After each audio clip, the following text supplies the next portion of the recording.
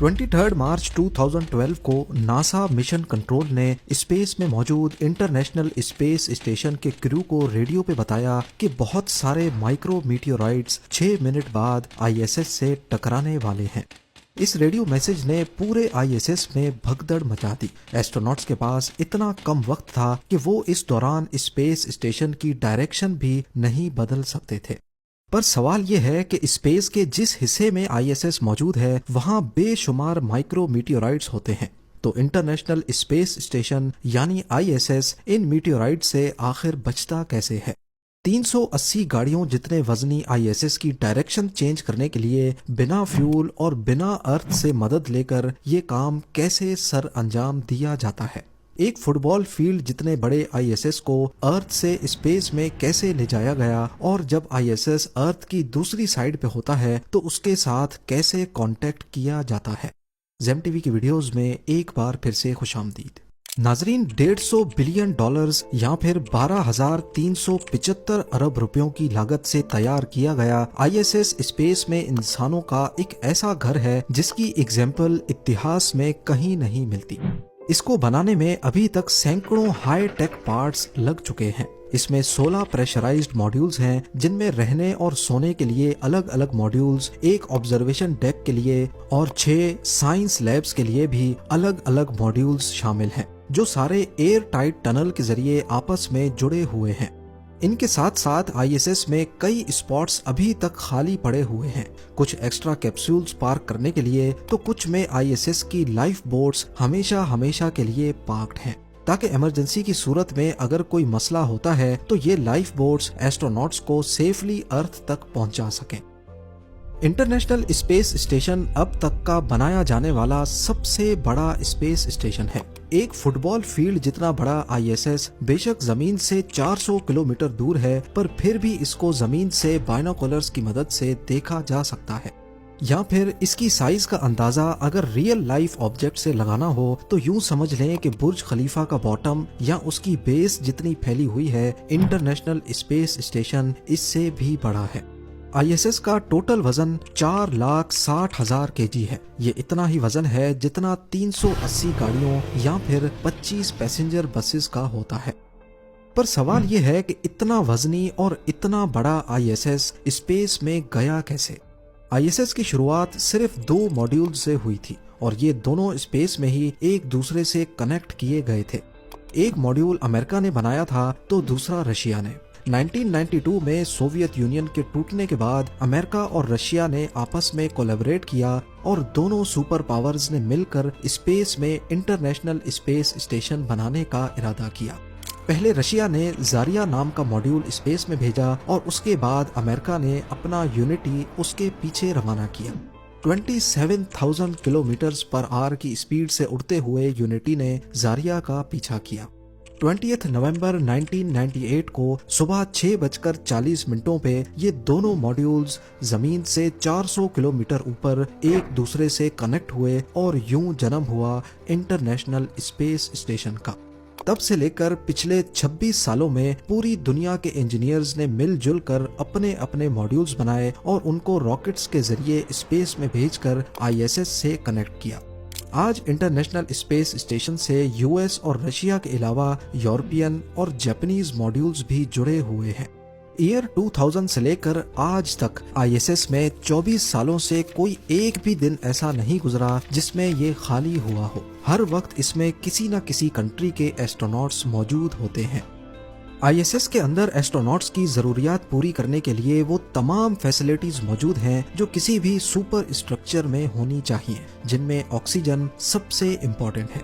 एक इंसान खाने के बगैर 3 हफ्तों तक, पानी के बगैर 3 दिनों तक और ऑक्सीजन के बगैर सिर्फ 3 मिनट तक जिंदा रह सकता है।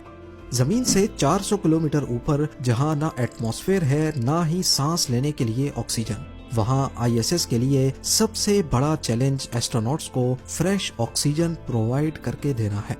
एक एवरेज इंसान को दिन में 15,000 लीटर या फिर 22 केजी ऑक्सीजन चाहिए। आईएसएस में रहने वाले 9 एस्ट्रोनॉट्स के लिए दिन में करीब 200 केजी ऑक्सीजन की फराहमी वाकई एक बहुत बड़ा चैलेंज है। यहाँ एस्ट्रोनॉट्स के लिए कई दिनों की ऑक्सीजन सप्लाई टैंक्स में मौजूद होती है। ताकि अगर सिस्टम फेल हो जाए तो ऑक्सीजन की सप्लाई अर्थ से रॉकेट्स आने तक इतनी हो कि एस्ट्रोनॉट्स जिंदा रह सकें। आज टेक्नोलॉजी इतनी एडवांस्ड हो चुकी है कि सिर्फ 6 घंटों में अर्थ से आईएसएस तक ऑक्सीजन सप्लाई पहुंचाई जा सकती है, पर सिर्फ उस कंडीशन में अगर रॉकेट लॉन्च कामयाब हो। ये तरीका है तो अच्छा, लेकिन बहुत कॉस्टली है, क्योंकि एक कार्गो रॉकेट का अर्थ से आईएसएस तक जाने में $200 मिलियन का खर्चा आता है, 1650 करोड़ रुपए। खाना और दूसरी सप्लाईज तो कई महीनों में एक मर्तबा भेजी जाती हैं, लेकिन दिन की 200 केजी की ऑक्सीजन डिमांड्स को पूरा करने के लिए बार बार रॉकेट्स का इस्तेमाल काफी मुश्किल है। इसीलिए आईएसएस बगैर अर्थ पर डिपेंडेंसी के अपना ऑक्सीजन खुद ही बनाता है। इसमें एक छोटी मशीन है जो कुछ और नहीं बल्कि पानी को इस्तेमाल करके ऑक्सीजन बनाती है। जब पानी से इलेक्ट्रिसिटी को गुजारा जाता है तो वो 2 हिस्सों में टूट जाता है, हाइड्रोजन और ऑक्सीजन। पॉजिटिव इलेक्ट्रोड पर हाइड्रोजन गैस के बबल्स तो नेगेटिव इलेक्ट्रोड पर ऑक्सीजन गैस के बबल्स जमा हो जाते हैं।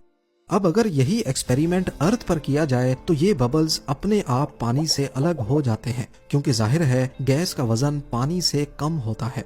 पर स्पेस में ग्रेविटी नहीं है, जितना वेट पानी का है उतना ही गैस का, यानी कि ऑलमोस्ट जीरो। तो अब ऑक्सीजन गैस को पानी से अलग करने के लिए इस मशीन को गोल घुमाया जाता है, जिससे सेंट्रीफ्यूगल फोर्स पैदा होती है, जो कि एक आर्टिफिशियल ग्रेविटी के तौर पे काम करती है। गोल घुमाने की वजह से पानी साइडों पर चला जाता है और बीच में ऑक्सीजन गैस बच जाती है, जिसको मशीन खुद ही कलेक्ट करके कंटेनर में डाल देती है। अब यहाँ आप सोच रहे होंगे कि अगर आईएसएस में ऑक्सीजन पानी से बनाया जाता है तो फिर पानी स्पेस में कहाँ से आता है। यहाँ पर भी शानदार इंजीनियरिंग अपना कमाल दिखाती है। इसी प्रोसेस में निकलने वाली हाइड्रोजन गैस को एस्ट्रोनॉट्स के सांस से निकलने वाली कार्बन डाइऑक्साइड गैस से रिएक्ट करवाकर दोबारा से पानी बना दिया जाता है, और आखिर में मीथेन गैस बचती है, जिसको स्पेस में जाया कर दिया जाता है। इंटरनेशनल स्पेस स्टेशन के लिए ऑक्सीजन बनाना अपने आप में एक बहुत बड़ा चैलेंज है, लेकिन इससे भी बड़ा चैलेंज है इस ऑक्सीजन को बचाए रखना, क्योंकि अगर स्पेस स्टेशन में एक छोटा सा भी सुराख हो गया तो इसका नतीजा काफी भयानक हो सकता है। एक ही सेकंड में स्पेस स्टेशन फटकर रेजा रेजा हो जाएगा। हाल ही में तबाह होने वाली टाइटन सबमर्सिबल की एग्जाम्पल हम सबके सामने है। समंदर में प्रेशर ज्यादा होता है, जबकि टाइटन में कंट्रोल्ड प्रेशर था। जैसे ही उसका हल लीक हुआ तो समंदर के प्रेशर ने 1 सेकंड से भी कम टाइम में उसको बुरी तरह कंप्रेस कर दिया। पर स्पेस में इसका बिल्कुल ऑपोजिट होता है। यहाँ बाहर का प्रेशर 0, जबकि आईएसएस के अंदर प्रेशर मेंटेन होता है। बिल्कुल टाइटन की तरह अगर इसमें छोटा सा भी क्रैक पड़ा तो ये डीकम्प्रेस होकर फट जाएगा। आईएसएस जिस ऊंचाई पर अर्थ को ऑर्बिट करता है, यहाँ पर स्पेस डेब्री बहुत ज्यादा है, जो बहुत ही तेज स्पीड से स्पेस में घूम रही होती हैं। इनमें शामिल हैं सैटेलाइट्स के पार्ट्स और सैकड़ों छोटे बड़े मीटियोराइट्स। तो सवाल ये पैदा होता है कि आईएसएस इन मीटियोराइट्स से खुद को कैसे बचाता है। इंटरनेशनल स्पेस स्टेशन अर्थ को 27,000 किलोमीटर पर आवर की स्पीड से ऑर्बिट कर रहा है। ये इतनी तेज स्पीड है कि अगर ये अर्थ के करीब इतनी स्पीड से उड़े तो पैसिफिक ओशन को सिर्फ 25 मिनटों में क्रॉस कर सकता है। वही पैसिफिक ओशन जिसको पार करने में कमर्शियल प्लेन्स को 13 घंटे लगते हैं। इतनी तेज स्पीड से अगर इसका टकराव रेत के एक जर्रे जितने मीटियोराइट से हो जाए तो ये ऐसा ही होगा जैसे 80 की स्पीड से गाड़ी दरख्त से जा टकराए। 23 मार्च 2012 को नासा मिशन कंट्रोल ने आईएसएस के क्रू को रेडियो किया कि कुछ स्पेस डिब्री सीधा आईएसएस की तरफ बढ़ रही है। किसी को भी पता नहीं था कि ये डिब्री कितनी बड़ी है। लगे हाथ उनको सिर्फ 6 मिनट पहले बताया गया था। सारा क्रू फौरन लाइफ बोट्स में चला गया, लेकिन खुशकिस्मती से स्पेस डिब्री आईएसएस के बिल्कुल करीब से बिना टच किए गुजर गई। पर आईएसएस को मीटियोराइट्स के खिलाफ हर बार किस्मत के सहारे नहीं छोड़ा जा सकता। छोटे मोटे जर्रात से बचने के लिए आईएसएस का हल बुलेट प्रूफ मटेरियल से बनाया गया था। जिस तरह बुलेट प्रूफ वेस्ट में अलग अलग लेयर्स होती हैं, इसी तरह आईएसएस के हल को भी अलग अलग लेयर्स मिलाकर बनाया गया था। सबसे बाहर वाली लेयर एल्युमिनियम की है, उसके बाद एक वुवन मटेरियल की लेयर और उसके भी अंदर दोबारा से एक एल्युमिनियम की लेयर। एक अकेला मेटल इतना मजबूत नहीं होता जितना उसी मेटल को काट कर 2 या 2 से ज्यादा लेयर्स में फैला दिया जाए। आईएसएस पर हर गुजरते वक्त रेत के दाने जितने माइक्रो मीटियोराइट्स हमला कर रहे होते हैं, लेकिन ये इसकी बुलेट प्रूफ लेयर्स ही हैं जो आईएसएस को पिछले 26 सालों से बचाए बैठी हैं। पर अगर कभी कोई बड़ा मीटियोराइट आईएसएस की राह में आ जाए तो फिर क्या होगा? गाड़ी की साइज जितना बड़ा नहीं बल्कि सिर्फ 1 इंच बड़ा। इस केस में इतनी स्पीड से टकराने पर आईएसएस की बुलेट प्रूफिंग भी किसी काम नहीं आएगी। जमीन पर मौजूद मिशन कंट्रोल का क्रू पहले से ही आने वाले मीटियोराइट्स की लोकेशन और पोजीशन का अंदाजा लगाए बैठा होता है। अगर ये नुकसान पहुंचाने जैसा होता है तो फिर इस सूरत में पूरे आईएसएस को ही रास्ते से हटाना पड़ता है। आईएसएस में लगे छोटे छोटे थ्रस्टर्स को इस्तेमाल करके इसकी ट्रेजेक्टरी चेंज की जा सकती है, पर ये थ्रस्टर्स रॉकेट फ्यूल पे चलते हैं और ये फ्यूल आईएसएस के पास बहुत कम होता है, सिर्फ इमरजेंसी पर्पस के लिए। आईएसएस की अर्थ पर डिपेंडेंसी खत्म करने के लिए इसमें एक ऐसा मैकेनिज्म लगाया गया है जो बगैर रॉकेट फ्यूल इस्तेमाल किए 4,60,000 केजी वजनी आईएसएस की डायरेक्शन आसानी से चेंज कर देता है। इसके सेंटर में छोटे छोटे बॉक्सेस लगे हैं जिनको कंट्रोल मोमेंट जायरोस्कोप्स या फिर सीएमजीज कहा जाता है। पर ये फुटबॉल फील्ड जितने बड़े आईएसएस की डायरेक्शन को कैसे चेंज करते हैं? इन बॉक्सेस के अंदर फ्लाई व्हील्स लगे हैं जो कि 6,600 राउंड्स पर मिनट की स्पीड से स्पिन करते हैं। फ्लाई व्हील भारी भरकम गोल पहिए की तरह होते हैं, ठीक ट्रेन के पहियों जैसे। जब इनको तेज स्पीड से स्पिन करवाया जाता है तो इसमें एंगुलर मोमेंटम पैदा होता है। ये मोमेंटम आईएसएस की पूरी बॉडी में ट्रांसफर होता है और ऐसे पूरा आईएसएस एक डायरेक्शन में मूव करने लगता है। अगर फ्लाई व्हील बहुत तेज घूम रहा होगा तो आईएसएस की डायरेक्शन ज्यादा चेंज होगी और जिस डायरेक्शन में घूम रहा होगा आईएसएस भी उसी डायरेक्शन में घूमेगा। अगर ऑपोजिट डायरेक्शन में आईएसएस को घुमाना हो तो फ्लाई व्हील को भी उल्टी डायरेक्शन में स्पिन करवाया जाता है। इन फ्लाई व्हील्स को इलेक्ट्रिसिटी की मदद से घुमाया जाता है जो कि आईएसएस में लगे सोलर पैनल्स जनरेट करते हैं। सोलर पैनल्स की बात हो ही रही है तो आपको बताते चलें कि ये सोलर पैनल्स मूवेबल होते हैं क्योंकि आईएसएस इतनी तेजी से अर्थ को ऑर्बिट कर रहा है कि एक दिन में 16 मरतबा यहाँ सनराइज होता है और जब सूरज होता भी है तो वो इतनी तेजी से अपनी पोजीशन शिफ्ट करता है कि अगर सोलर पैनल्स फिक्स होंगे तो उन पर डायरेक्ट सनलाइट नहीं पड़ेगी और वो सही से इलेक्ट्रिसिटी प्रोड्यूस नहीं करेंगे। इसीलिए ये सोलर पैनल्स हर वक्त अपनी डायरेक्शन सूरज की तरफ रखते हैं। आईएसएस में लगे सोलर पैनल्स एक वक्त में 120 किलोवाट इलेक्ट्रिसिटी प्रोड्यूस करते हैं। ये इतनी ही इलेक्ट्रिसिटी है जिससे अर्थ पर हम 110 एयर कंडीशनर्स आसानी से चला सकते हैं। इंटरनेशनल स्पेस स्टेशन पे एस्ट्रोनॉट्स के साथ राब्ता रखना भी मिशन कंट्रोल के लिए एक बहुत बड़ा चैलेंज हुआ करता था। कम्युनिकेशन रेडियो सिग्नल्स के जरिए होती है। ये सिग्नल्स अर्थ को क्रॉस नहीं कर सकते और अक्सर आईएसएस अर्थ के उस पार होता है। इस मसले को हल करने के लिए पहले हवाई जहाज उड़ाए जाते थे जो आईएसएस के रेडियो सिग्नल्स पकड़कर ह्यूस्टन में मिशन कंट्रोल तक पहुंचाते थे। ये तरीका कॉस्टली भी था और काफी अनरिलायबल भी। अक्सर औकात आईएसएस से राब्ता 1 घंटे तक डिस्कनेक्ट हो जाता था, तब तक जब तक वो वापस से अर्थ का ऑर्बिट करके मिशन कंट्रोल की रेंज में ना आ जाए। लेकिन अब ऐसा नहीं होता।